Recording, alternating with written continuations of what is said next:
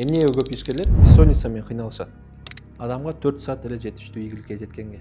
Бул кандай дегенде эң башкысы ошол 4 саатты эффективдүү колдонсо.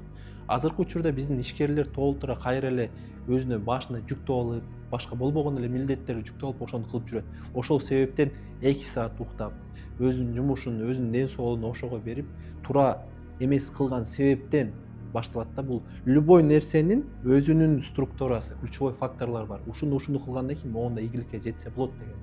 Бул башында эле комузду чертип атканда, могу жерлерди кармаш керек, моундай кылганда моундай звук чыгат деген нерсе бар да. Ошондой эле бизнестин өзүнүн правилалары бар, структурасы бар. Ошол адам туура ошол нерсени колдонсо, 4 саатын бөлүп ошого, ошондо гана адам ийгиликке жете алат. А эң башкысы бул кантип ошондой ключевой факторлорду билиш керек, ошону табыш керек дегенде, бул билим алуу да.